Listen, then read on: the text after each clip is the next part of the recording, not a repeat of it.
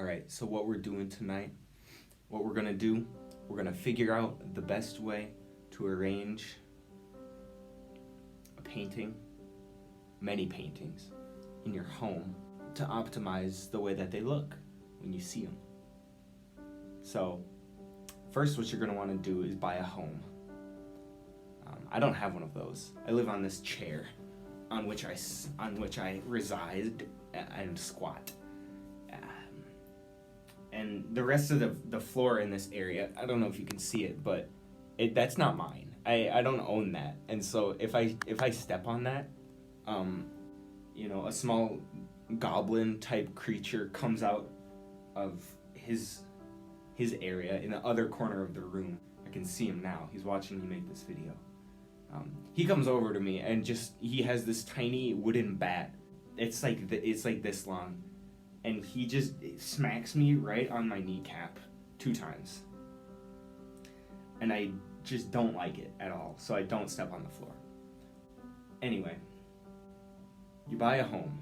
Sometimes you gotta get comfy in this. Once you have your home, you're gonna wanna buy some paintings, to put in it. And these can be any kind of paintings. You don't need any specific artist or genre or anything. Just a mix match. You can have a painting of a horse. You could have a painting of a big demon monster named Balthazar that lives and comes to life and enters your room from the painting.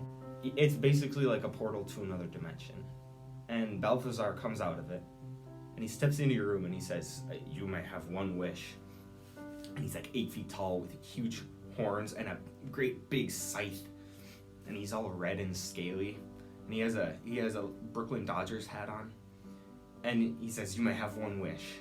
And you say, "Well, I wish that I could step on my own floor that surrounds this chair that I live on without a tiny goblin gnome coming over and smacking me on the kneecap 2 times with a tiny wooden bat." I think that would be a grand thing to happen if I could just step on the floor. I haven't been able to leave this chair in 8 months without getting viciously attacked. I have not left this room in 2 years. I am starving, and it smells weird. He says your wish is granted. And basically what happened was the goblin, both of his arms fell off. That's how he granted my wish. He just snapped his fingers, and the goblin's arms fell off. And now by all accounts, he is surly. He is not happy. He is giving me a look that says, "I'm surly." He's just not having it, okay? And so now I have this problem where I have a surly goblin. I have a painting of Balthazar, who enters my room every night and stands there ominously, looking at me, taunting me with his Brooklyn Dodgers baseball cap. Why? We're in Minnesota. And you're from another dimension. Aren't you from, the tormented realm or something? Why do you support the Dodgers? Brooklyn Dodgers. Is that even a baseball team? I don't even know. So you buy your paintings. And you might not want to put them in your bedroom because who knows what could come out of them and stand there ominously looking at you, So your living room is going to be a good place to put some paintings. Most of the time they go on the walls. Walking on paintings, they're not rugs. You're not going to want to walk on them, obviously. I didn't think that I would have to spell it out like that for you, but there you go. So you hang your paintings on your walls, whatever. And then you sell your house, because art collectors, they're always looking for that kind of stuff. You've bought and you've sold a home, and you had some laughs along the way. That's what counts. You got some stories to tell. Well, what more could you want out of life? But then, what might happen is you're walking along the street and you see a painting in a shop that looks familiar. The shop is this old-timey, weird-looking place full of all this stuff that looks like phony magic and signs of the occult. There's skulls and potions and jars full of creepy old stuff and old books with recipes. So you notice a painting in there out of the corner of your eye, and it's about 8 feet tall, and it has this demon guy on it with huge horns and a New York Yankees baseball cap. And you think, oh, what a neat painting. I've never seen anything like that before. I think I would like to own that painting. So you go in to the shop with the signs of the occult in it, you know, recipe. And you say to the person behind the counter, hey, how much is that painting back there? I think I'd like to own it. I think I'd like to do 3 things. I'd like to buy it, I'd like to buy a house, and I'd like to put it in my house. I think I'd like to do those things. So, how could you help me out here? And the person behind the counter says,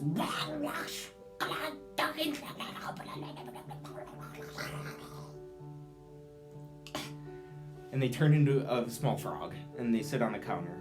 And then they turn back into the person again. It was this really old lady with long gray hair and a green tooth. And I said, are you all right? And she said, yeah, I'm fine. That painting is $40.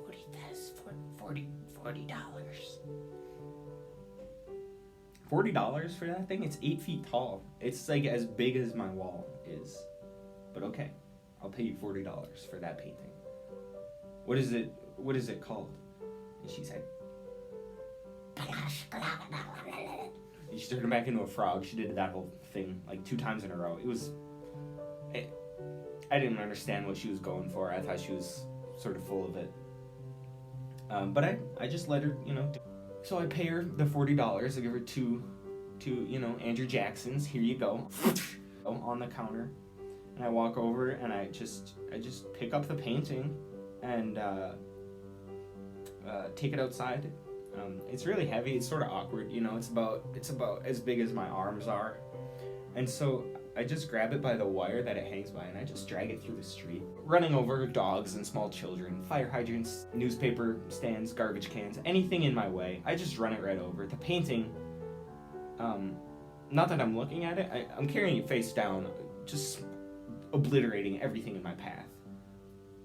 With a complete disregard for human life and animal life and traffic. I get home about 48 blocks later, and I look at the painting for the first time, and it's completely fine. You know, the frame has 1 small scratch on it, but I remembered seeing that in the store, so I'm not worried about that. I go into my living room, and I try to look at the room, you know, in a new way. So I try to see where this painting could go. I really don't see it working in the living room. You know, it doesn't quite have the right vibe. The color scheme is all wrong. I have bright purple walls in my living room, and so the red wouldn't match hardly at all with that. So I put it up in my bedroom instead, where I have, you know, this nice olive green color sort of. I'm staring right at it. You can't see it. I'm not going to show you because it curses people for sure. But here it hangs. And lo and behold, last night I was going to bed. I bought this yesterday. This has happened yesterday. Lo and behold, I'm going to bed. And out of the painting pops this demon man. He's about 1 foot tall. And he's holding a small baseball bat. And he says, "Don't step on my floor, or I'll smash your frickin' kneecaps 2 times. And I said, what? And I look over in the corner, and there's Balthazar, sitting there with no arms, looking surly as all get out. He is not having a good time. He's thoroughly plussed. You know when you get nonplussed and you're like, that's fine. He's plussed. It's safe to say. I could tell by his eyes and his hat. Whatever team it's for. I'm beyond noticing things like that. I'm so confused at this point. And so I look at this goblin, this little 1 foot tall goblin with a baseball bat. And I tell him, hey, I didn't ask for you to come out of this painting of a demon that I just bought for $40, 48 blocks away from here, bub. I just wanted the painting. So I would kindly appreciate it if you would get out of here right now, please. And the goblin did the most ridiculous thing ever, okay? Oh, I'm putting my feet on the ground to tell this part because it's so ridiculous. What he did was, he was wearing a backpack. He takes off the backpack. He opens it up. He's rustling through it. He's throwing things out. He's throwing carrots and knives and celery, all the makings of salad, lettuce, a whole bottle of ranch dressing. He takes it out, opens it up, dumps it on the floor right here. I'm stepping in it as we speak.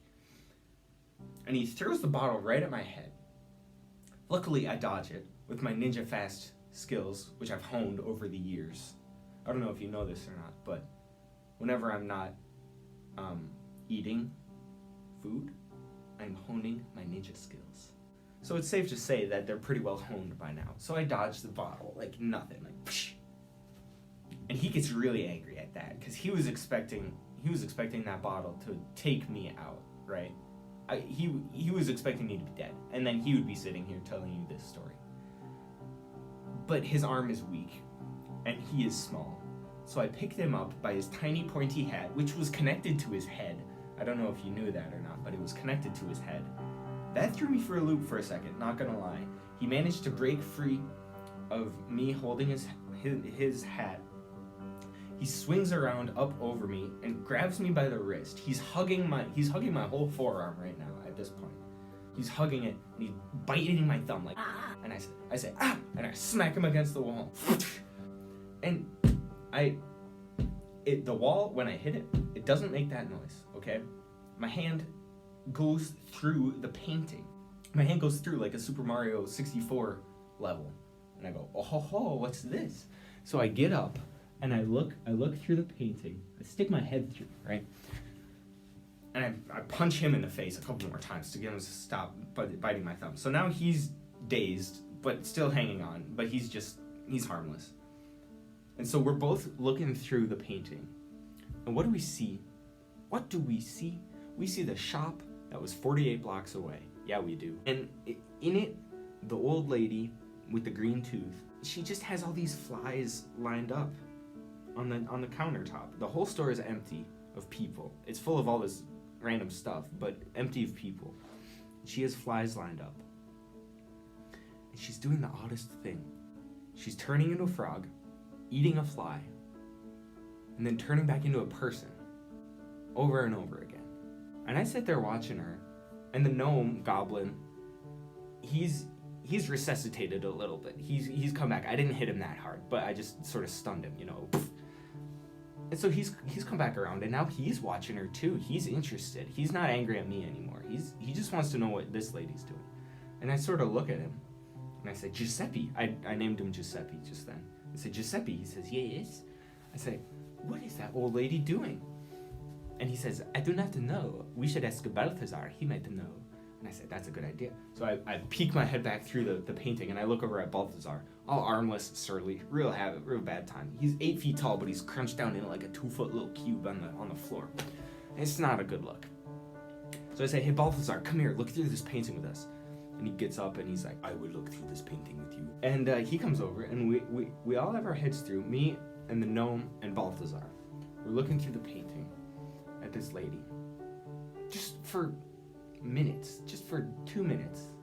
And then someone comes into the shop. It's a little kid in a yellow raincoat. I could see outside, it was sunny. But they're wearing a yellow raincoat and red rain boots. And they're holding a pink polka dotted umbrella. And they walk into the store.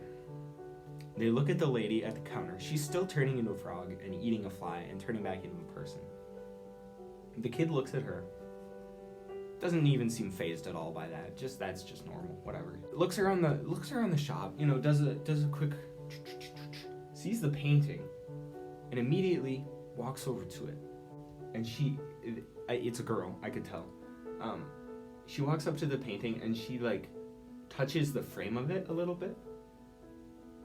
And then walks over to the old lady, the frog lady, and she says, how much for that painting, please? And the old lady says, $10. And the little girl says, I got $10 right here. She walks over and she takes the painting that we are in and folds it up into the size of a deck of cards. We're still in the painting. And I realized as I tried to pull myself out of the painting to get back into my room before she pulled it off the wall. I can't get out. I'm stuck in the painting. And the gnome, Giuseppe, he's there too, and Balthazar is here. He's looking less surly now that he's spending time with his friends, I think. So that's a good sign at least. But we're all trapped in this deck of cards sized painting. And that's confusing, to say the least. Concerning, to say more. And confusing, to say the most. Once she folded up the painting, it was all dark. I couldn't see anything. So after a period of darkness and immobility, the girl, we feel the painting stop moving. It's been moving, jostling in her pocket, I'm assuming. We feel the painting stop moving, and light finally reaches our eyes, right? So she's unfolding the painting. And I see from where the painting now is, that it's been hung up on a wall in her bedroom, which looks suspiciously like my bedroom. In fact, I would bet anything that it was my bedroom.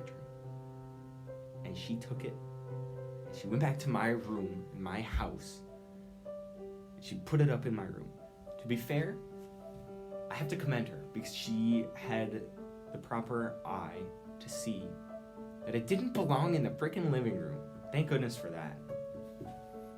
Good kid.